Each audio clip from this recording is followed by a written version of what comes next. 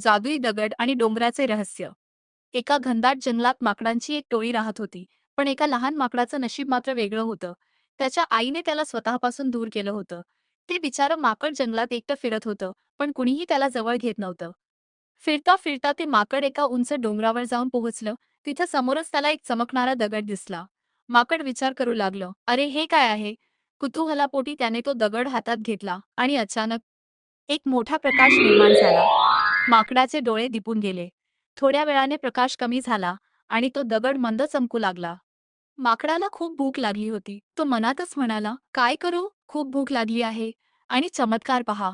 समोरच्या एका झाडाला क्षणात रसाळ फळं लागली. माकड खुश झालं. त्याने पोटभर फळं खाल्ली आणि तिथंच आरामात झोपी गेलं. जाग आल्यावर त्याला वाटलं, इथं राहण्यासाठी एक छान घर हवं. आणि काय आश्चर्य! बघता बघता समोर एक सुंदर घर तयार झालं. आनंदाच्या भरात माकडाला आपल्या मित्रांची आठवण आली.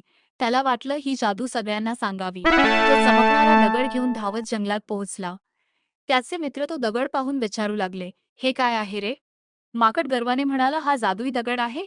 बघा आता त्याने मनात विचार केला की झाडांना फळं येऊ दे. पण काहीच घडलं नाही. सगळी माकडं हसू लागली. बिचारं माकड उदास होऊन नदीकाठी बसलं. त्याने दगडाकडे पाहिलं, तर त्याची चमक निघून गेली होती. रागाच्या भरात त्याने तो दगड नदीत फेकून दिला. तो पुन्हा डोंगरावर गेला, तर तिथं घर नव्हतं की फळांची झाडं. सगळं गायब झालं होतं. त्याला तेव्हा उमजलं की त्या दगडाची जादू फक्त त्या डोंगरावरच चालत होती. आणि सर्वात महत्त्वाचा धडा त्याला मिळाला, की जेव्हा आपण संकटात होतो, तेव्हा कोणी मदतीला आलं नाही. पण जेव्हा काही चांगलं मिळालं, तेव्हा आपण ते सर्वांना सांगत सुटलो. तात्पर्य, आपल्या सुखाचे आणि यशाचे गुपित सर्वांना सांगत सुटू नये.